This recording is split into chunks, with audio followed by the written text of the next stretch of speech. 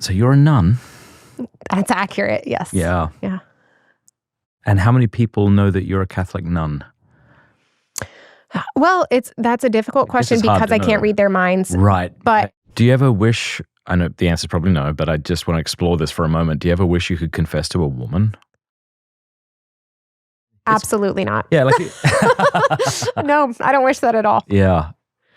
One of the more difficult things I've encountered in confession is when the priest, particularly if it's a priest who doesn't know my heart and doesn't know when his response is, that's not a sin.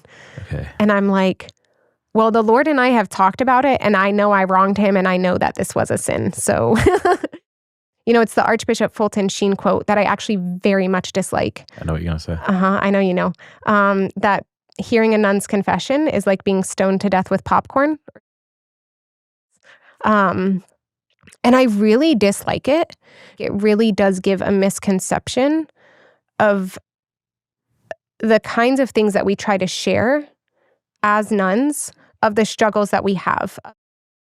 Those little pieces of popcorn are often much more serious than these like big sins that are happening in the world. If you want to see how boys sin, go to Vegas. And if you want to see how men sin, come to the monastery. Because we really do, don't we, downplay the seriousness of vanity and backbiting and so on. Yeah. I have an excellent example of this from my own life, my own sin. So here we go. I one time, just last year, I was talking with a friend and I wanted to ask him a question.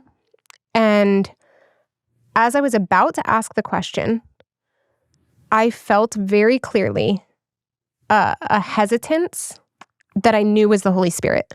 And it was like, do not ask this question.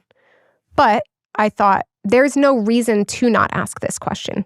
Like, I can think through the possible answers and everything's fine, and there's no reason to not ask this question. So I ignored that, and I asked the question. And I won't give all the details, but it was a very bad idea for me to ask the question. And it led to like other interior sins on my part that were just a really intense struggle.